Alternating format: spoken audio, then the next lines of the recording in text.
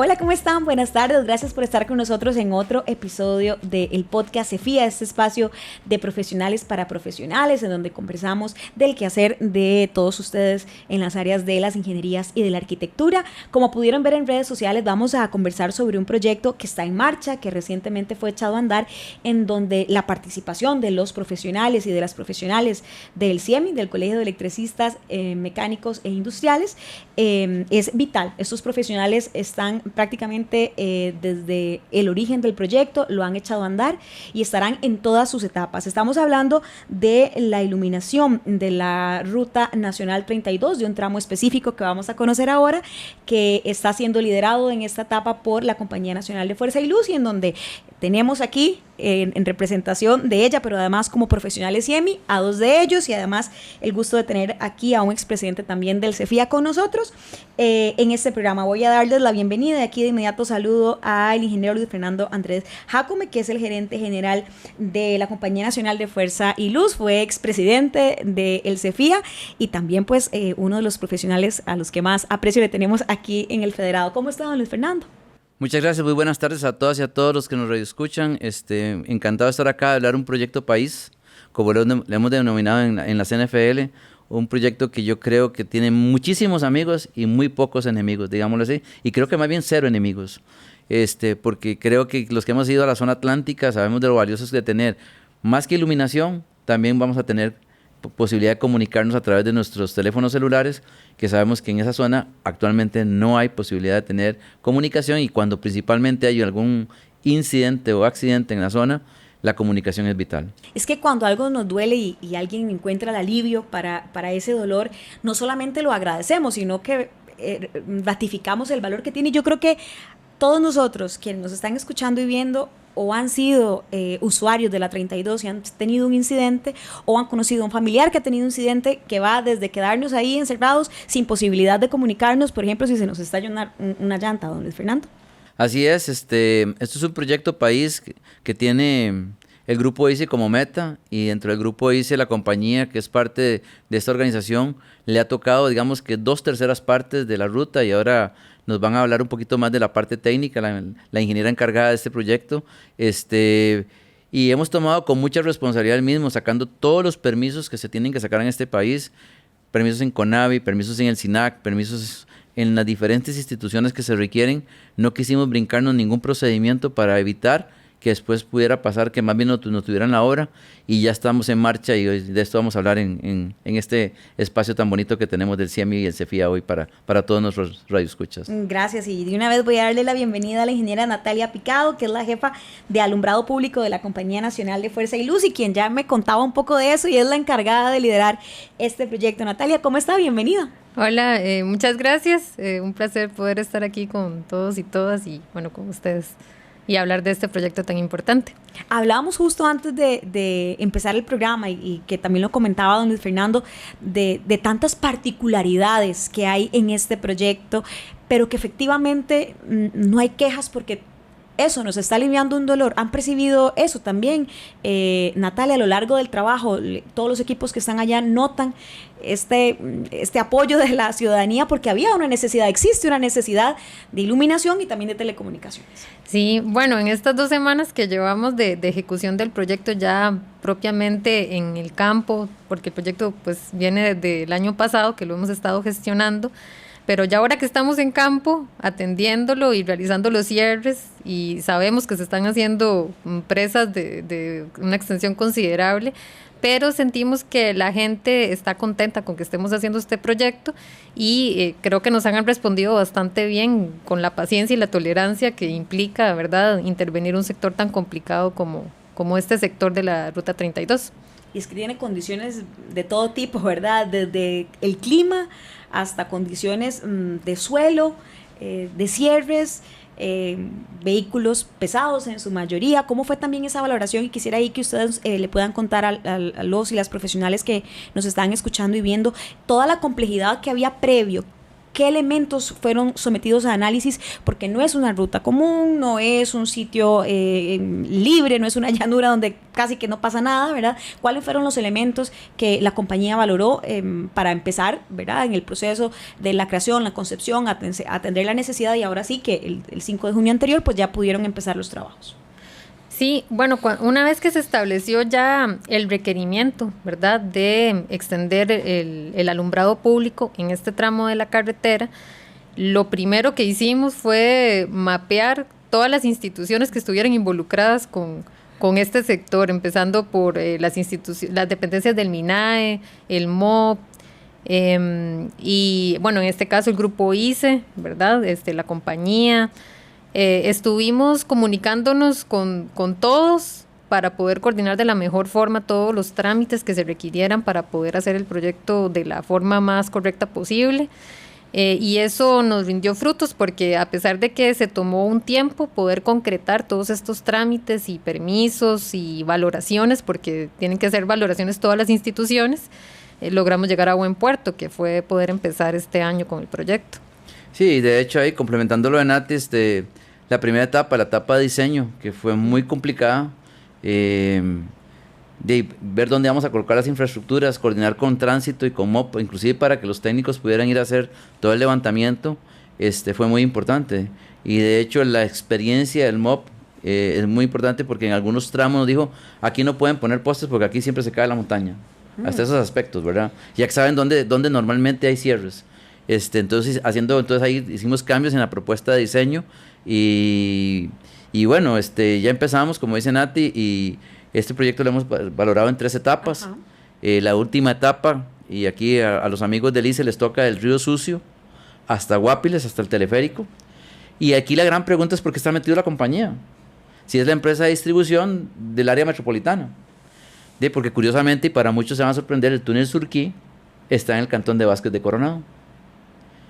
Y en la reunión que tuvimos previa ahí con algunas personas muy allegadas al proyecto, que nos pidieron, nos convocaron a una reunión para ver si se puede hacer el proyecto, don Marco Acuña, como presidente ejecutivo del ICE, que estaba en esa reunión, dijo y explicó a las personas que estaban que cada empresa de distribución del país, somos 8 empresas, y un saludo para todos los profesionales que trabajan en ellas, porque en todos trabajan miembros de este distinguido colegio profesional como es el CEFIA.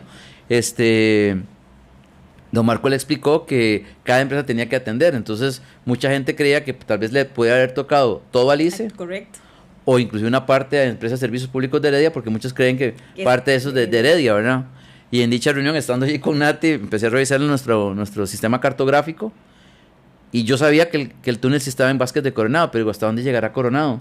Digo, seguro es que un par de kilómetros. No, ¿cuál es la sorpresa? La frontera del túnel, sí, ¿hacia dónde? Sí, la sorpresa es que el cantón de Vázquez de Coronado tiene una colita de su área de concesión, de su territorio natural, que llega hasta el Río Sucio, y la carretera va en el puro centro de esa colita del cantón de Vázquez de Coronado. O sea, en todo el centro, la carretera que conocemos, los que hemos ido a Guapiles o a la zona atlántica, hasta llegar al Río Sucio es Coronado. O sea, le pertenece a Vázquez de Coronado. Y eso es un cantón que por ley le corresponde la Competencia de Fuerza y Luz. Entonces, en esa reunión, por un lado, muy, muy asustados, porque de 25 o 26 kilómetros del proyecto, a nosotros nos tocan 19 kilómetros, el cual hemos dividido en 2 etapas, y que tal vez ahora Nati nos explica un poquito de todo ese proyecto en 2 etapas. Bueno, y además, ¿verdad? Como la geografía costarricense también nos regala como estos detalles. Yo me imagino que fue una sorpresa, porque claro, la ruta 32, y aquí estamos aprendiendo más detalles, la ruta 32 le genera a mucha gente esta confusión de, bueno, pero es Siquirres, es Guapiles, pero entonces sí es de Heredia, no, pero es de Limón, no, es de San José. Bueno, ahora nos dimos cuenta la razón por la que la compañía tiene 19 kilómetros, que no es poco, y que además es uno de los puntos más complejos, ¿verdad, Natalia? ¿Y cómo han sido esas etapas? Y hablemos de esas etapas, porque es mucha la complejidad de la zona, casi que del Río Sucio para allá, pues por lo menos visualmente uno dice, aquí es donde hay menos derrumbes y menos situaciones. Bueno, les correspondió una de las zonas más complejas. Sí, bueno, de hecho, en parte por eso fue que se dividió en 2 etapas. La primera etapa es una etapa más sencilla de atender, ¿verdad? Entre comillas, por supuesto tiene su complejidad, pero el espacio que se dispone en el derecho de vía que vamos a utilizar para instalar los postes y extender el alumbrado, es más fácil de abordar. pero a partir de la segunda etapa, que es después de más o menos 6 kilómetros, viene la etapa donde se han registrado más derrumbes, donde ya incluso el MOB tiene debidamente identificado cuál kilómetro es donde se presenta la mayor parte de estos derrumbes, y eso implica otro tipo de abordaje, ¿verdad? Incluyendo el plantear obras subterráneas en algunos sectores para poder minimizar el riesgo del impacto de estos derrumbes en la infraestructura.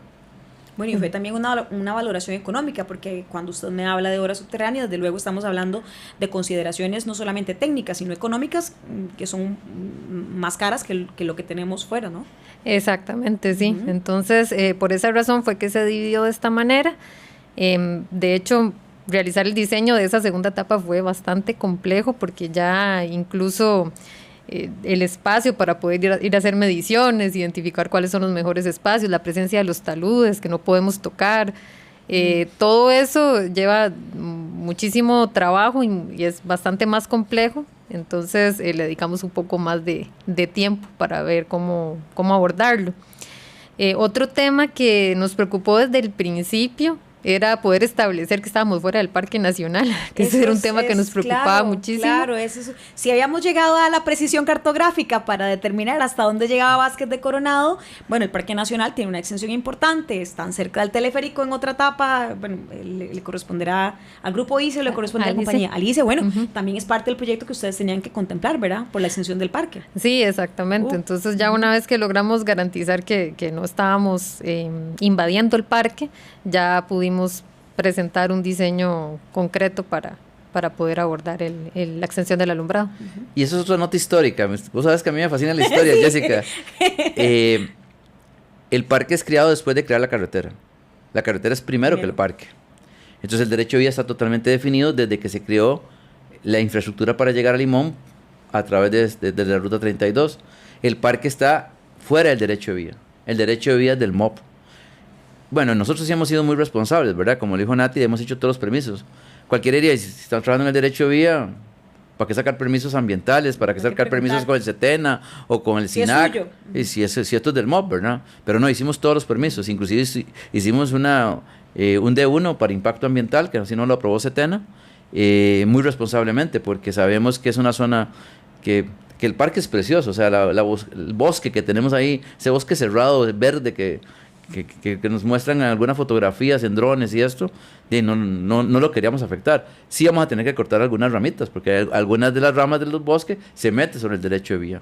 Pero también hasta en eso hemos trabajado y en aspectos técnicos que va a evitar un poco que tengamos que podar muchísimo, ¿verdad? Por aquello que alguien esté pensando, ¿verdad? Y también el tipo de iluminación que vamos a usar en este proyecto. Hablemos de eso, de todo lo que tenía que ver con la infraestructura, cuál fue el volumen de la cantidad de postes, qué tipo de iluminación están utilizando, ¿es la misma para todos los tramos? ¿Hay alguna especie de diferencia necesaria a propósito de las condiciones específicas de cada tramo? Es que ahí casi queríamos kilómetro, casi 500 metros ir viendo una variación, o a veces cada 100 metros tenemos desde un microclima hasta una condición, ¿verdad?, de suelo totalmente distinta, de taludes.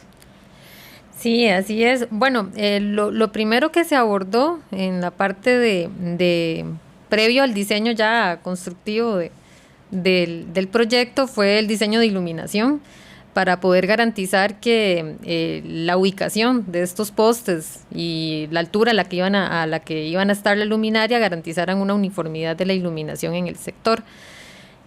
Partiendo de eso ya se procede a ir a campo y ahí ya se va determinando si realmente la ubicación, que la hacemos digamos con base en los sistemas geográficos, es factible localizarlos en los puntos en los que es ideal ponerlo.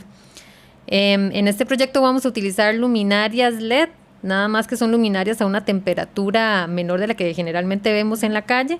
Son luminarias LED de temperatura de 2700 Kelvin, esto es que es una tonalidad más cálida. Esto va a favorecer la vida nocturna de la fauna y también va a facilitar la visibilidad para los conductores cuando haya presencia de neblina. Sí, porque esto va a reducir el efecto Tyndall, que es el reflejo de la luz en las partículas de agua. Con una tonalidad cálida eso se reduce. Entonces es otra consideración que hicimos. Elementos tan valiosos. Y perdón aquí que les cuente algo que recientemente escuché en alguna capacitación o alguna charla que tuvimos en Cefía, porque cuando usted me habla de, ¿verdad?, de la iluminación, uno entiende inmediatamente la neblina y quizá no inmediatamente hace la asociación relacionada a la fauna, ¿verdad? Tal vez a veces no estamos tan pendientes de eso, aunque entendemos el ecosistema en el que vivimos, pero estamos más pendientes de las condiciones delicadas de la carretera y que favorezcan al conductor, pero que además no generen este impacto en la fauna. Hace poco alguien aquí en Cefía en una capacitación contaba que hicieron un estudio sobre el comportamiento de las aves y cómo han tenido que cambiar su canto, no solamente horario, sino el tono en el que las aves cantan, porque ya no se podían escuchar por la cantidad de vehículos que pasaban. Ese tipo de cosas impactan, y ahora cuando usted me comenta esto, pues impacta también más, de verdad que son todas estas consideraciones tan grandes que uno no imagina que estaba teniendo el proyecto. Bueno, así es, esta luz cálida, como dice Nati, alguien se está pensando, ¿y qué es cálido? Que es como ver más amarillo, más amarillento el color. Esa es la calidez. Cuando tenemos una residencia y le ponemos una luz cálida, es más confortable, da más confort, más acogedor. Sí. La luz blanca, que a mucha gente le fascina, esta luz blanca, que son como 6.000 grados Kelvin, esto más bien nos pone enérgicos, ¿verdad? Y como bien dijo Nati, si hubiéramos usado luz blanca ahí, con la neblina, no quisiera ni pensar la posibilidad de accidentes de tránsito que hemos provocado. Entonces mandamos a comprar una luminaria especial de 2 potencias, como le dijiste, no vamos a dar 2 potencias en LED, que una es como de 160 watts y la otra como de 250 watts. Para LED es bastante fuerte, y dependiendo de las condiciones y los tramos de vías, así iremos colocando las luminarias, y será a lo largo de los 25 kilómetros desde la salida del túnel hasta llegar más o menos al teleférico, que tendrá el mismo tipo de iluminación. O sea, aquí como grupo ICE nos hemos encargado de hacerlo todo en conjunto. Por ejemplo, el ICE nos dio un cable especial que no teníamos en ese momento en una compañía, y para poder arrancar estamos usando un cable de media tensión, para el cable que va a alimentar los transformadores, que es un cable que es con aislamiento especial que le llamamos semi-aislado, y ese cable le permite a la flora, en este caso, acercarse sin tener problemas de que se dispare la línea, ¿verdad? Porque normalmente los cables que vemos en las calles son cables de aluminio desnudos, pero eso es un cable especial que tiene forros especiales que permite que la flora, inclusive alguna fauna que se llegue ahí, alguna ave que se pare, no va a tener ningún problema. Es hasta ese detalle. Entonces todo el cable vamos a ser semi-aislado para precisamente poder tener que cortar menos vegetación, y todos son muchos detalles los que hemos tenido en este proyecto. Por ahí nos dijeron que habíamos prometido arrancar antes, pero es que fueron demasiados los detalles para poder arrancar, y lo valioso, ya arrancamos, y bueno, y con todo que han habido cierres y de todo, ya llevamos más de 1 kilómetro de postes instalados. ¿Cuántos días, hablábamos, Natalia, cuántos días han trabajado, días hábiles, y cuántos hemos tenido cierre? Porque además en estos par de semanas, ¿verdad?, hemos tenido esa ruta ahí con muchos cierres que sabemos que además ocurre. ¿Cómo ha sido eso? Sí, bueno, de 10 días de trabajo, ya esta semana empezamos la 3ª semana de ejecución, estuvo cerrado 4 días. Entonces, en realidad pudimos trabajar solo 6, y tenemos un horario reducido. O sea, nosotros trabajamos de 9 a 4 de la tarde. Entonces, eso también nos limita bastante el tiempo de trabajo en el sector. ¿Y equipo humano? ¿De cuántas personas hablamos también en la zona? Bueno, este trabajo lo estamos haciendo con empresas, una empresa contratada por la Compañía Nacional de Fuerza y Luz, que nos provee la mano de obra. Nosotros aportamos materiales, y con estas empresas hacemos la construcción. Ellos tienen cerca de 4 o 6 grupos de trabajo, depende. Es un consorcio, entonces son 3 empresas, y cada una aporta dos grupos de trabajo en el sector. Estas luces LED más cálidas, de las específicas que han hablado, y además del cable que decía usted, don Luis, ¿hay otra zona del país en donde la compañía lo ha utilizado, o estamos hablando por primera vez en este proyecto estas condiciones específicas? Es la primera vez que estamos comprando esta luminaria en el área servida de la compañía. Otro aspecto importante de esas luminarias es que no invaden, la luz no invade la parte de atrás, digamos, del poste, no va a iluminar la vegetación, sino que ella se enfoca en la carretera. Le damos una inclinación que va a hacer que el haz de luz se dirija completamente a enfocarse en la calle, que es nuestro objetivo al final. Y eso reduce mucho el impacto también en el medio ambiente.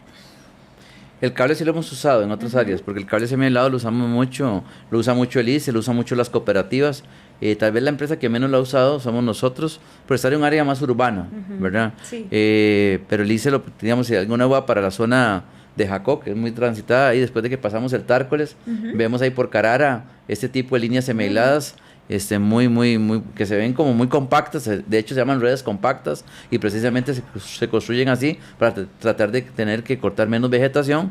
El cable sí es muy utilizado en todo el mundo.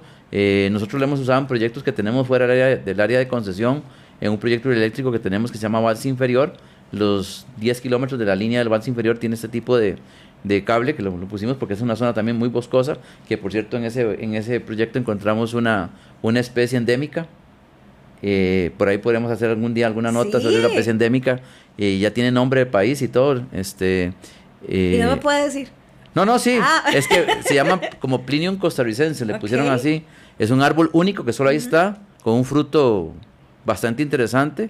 De hecho, ahora como encontramos la especie endémica y nos salimos un poquito, pero es bastante importante, con la Universidad Nacional estamos trabajando para sacar semillas y ver si podemos explorar un poquito más el país de este árbol, que aparentemente solo ahí se ha encontrado ese árbol en todo el mundo. Wow.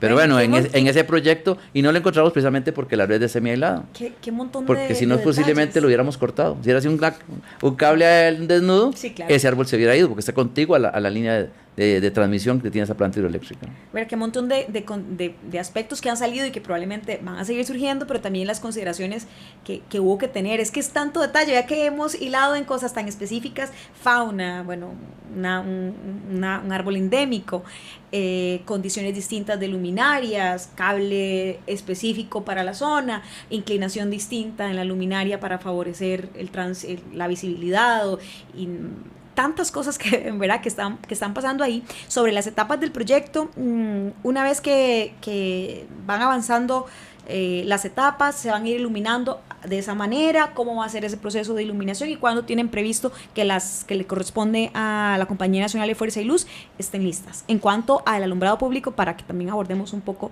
telecomunicaciones así muy general. Ok. La idea nuestra es ir avanzando e ir terminando, o sea, que la gente pueda ir viendo el avance de la obra. En estos momentos, digamos, lo que hemos instalado son postes, les hemos instalado los herrajes, los anclajes. No hemos instalado el cable, pero porque el cable estábamos todavía en unos trámites, que ya el cable lo tenemos, entonces en las próximas semanas ya podrían ver un avance de la obra funcionando. Esa es la idea, que vaya viéndose el avance y puedan ir aprovechando, digamos, que este proyecto se está haciendo y vean la zona iluminada. Tenemos estimado que para agosto de este año terminemos la primera etapa, que son los primeros 6 kilómetros, y la segunda etapa estamos aún valorando si podemos iniciar alguna parte este año, y si no, iniciar en enero del próximo año. Sí, eso básicamente es muy, muy importante, porque la segunda etapa es esta valoración.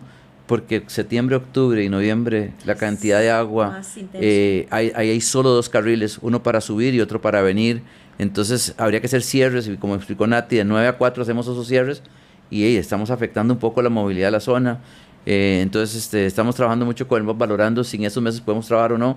Este año particularmente está lloviendo demasiado. Llovió desde febrero. Sí, exactamente. Entonces esperamos que sean meses muy lluviosos y que más bien, como tenemos algunas zonas que son subterráneas, es capaz que hacemos una zanja y al día siguiente amanece toda inundada y más bien en lugar de avanzar retrocedemos. Entonces hay aspectos que estamos valorando y posiblemente, como si no podemos arrancar la segunda etapa inmediatamente en septiembre, lo arrancaríamos iniciando el próximo año para poderla tener lista lo antes posible. Aquí, fecha término, nunca damos, porque aquí aparece cualquier cosa, cierres de la vía, la montaña se cae. Es más, cuando cierran la vía y la abren, no podemos entrar a trabajar inmediatamente, porque hay unas presas de gente que quiere, al cerrarlo, se hacen kilómetros de presa y no podemos trabajar ese día. Hasta el día siguiente, que ya se normaliza, podemos entrar. Entonces, la gestión es una gestión bastante diferente.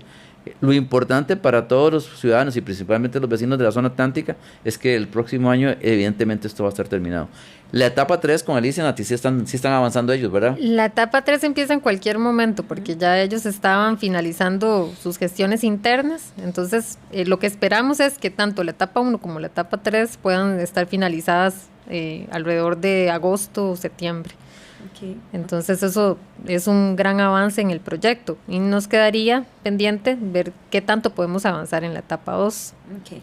Ya estamos hacia el cierre del programa, pero yo no quisiera que no dejemos de mencionar que también el trabajo que está haciendo la compañía está siendo y es valioso y es casi que la obra gris, entre comillas, le decía a Natalia antes, de lo que vendrá en telecomunicaciones. Entonces también ahí hay un aporte fundamental.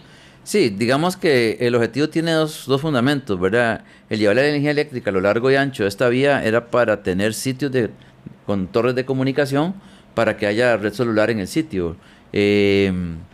Vamos a tener alrededor de entre 18 y 21 radiobases de celular. No son postes muy altos porque evidentemente es muy complejo. Son postes de 18 metros que aprovechamos.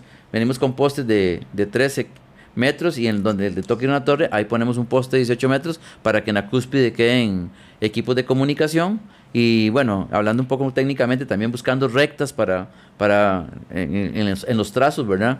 Para tratar de que la comunicación sea muy efectiva y que entre antena y antena que se va a colocar pueda existir comunicación y la gente pueda tener la efectividad de la red celular de este país, ¿verdad?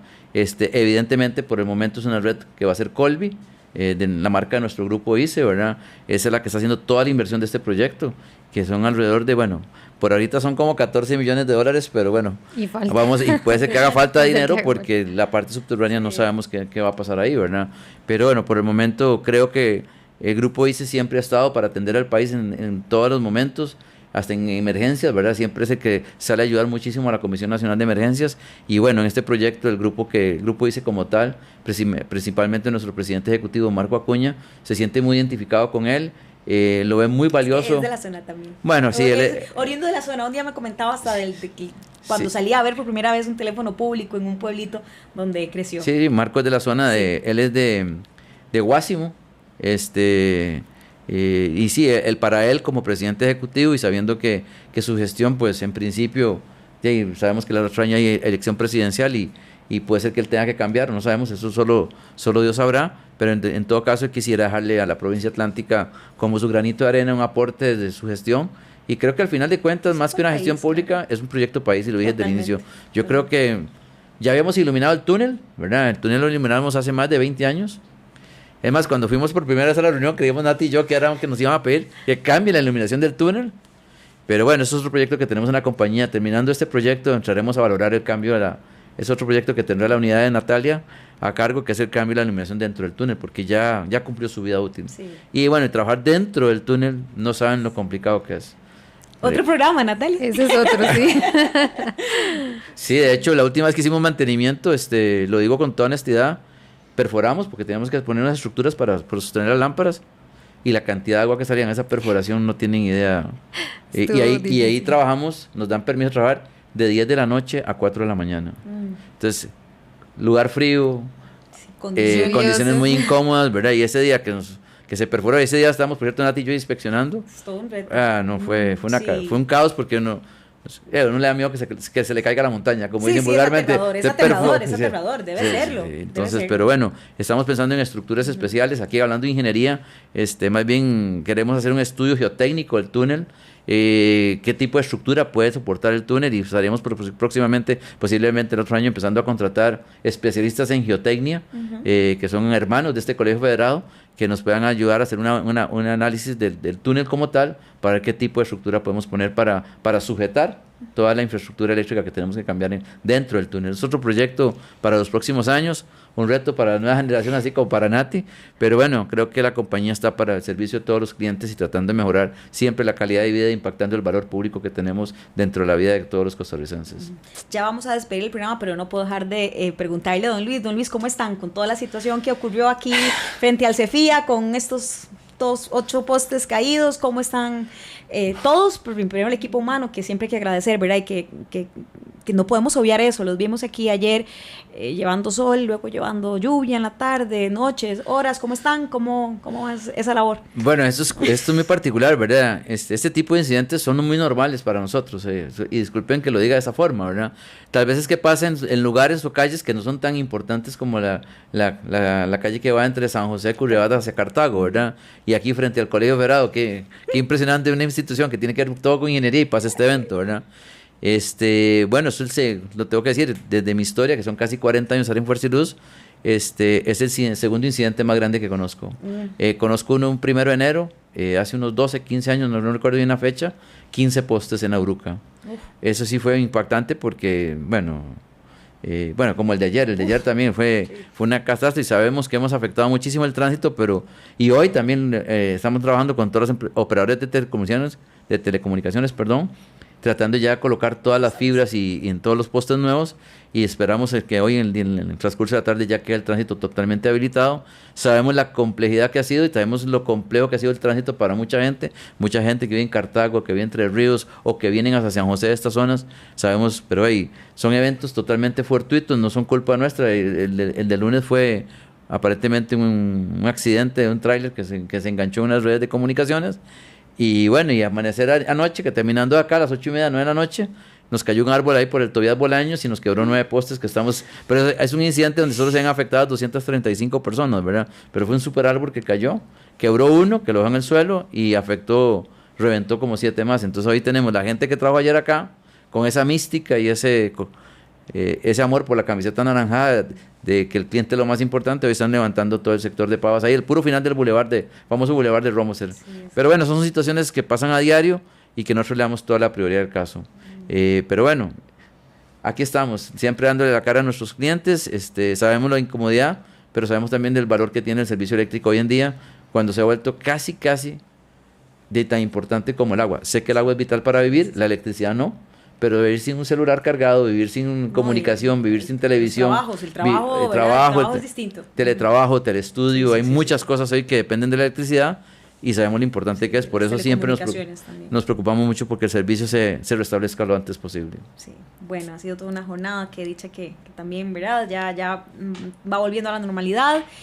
Esperamos que pasen muchos años para que tengan otro evento así tan impactante, que no nos vaya pasando en la 32. Esperemos que no pase, que no. Cuando estén listos. Natalia, don Luis Fernando, les agradecemos mucho que nos hayan acompañado. Natalia, muchas gracias. No, muchas gracias a ustedes por este espacio. Don Luis Fernando, también muchísimas gracias. No, con mucho gusto, y vendremos ahí a hablar más adelante, de ver cómo nos ha ido y darle cuentas a nuestros clientes y a la ciudadanía de nuestras obras. Y esta es una obra que perfectamente, si nos dan el espacio más adelante, vendremos a ver de todas esas vicisitudes que se aparecieron a lo largo del proyecto. Encantado de estar acá y muchísimas gracias al CIEMI, al Colegio Federado, por darnos esta oportunidad, a la Compañía Nacional de Fuerza y Luz, de hablar de un proyecto país que el Grupo ICE lo hace con muchísimo cariño. Muchísimas gracias, y muchísimas gracias a ustedes por habernos acompañado en este episodio de Podcast CEFIA. Estén atentos a las redes sociales para nuestro siguiente episodio.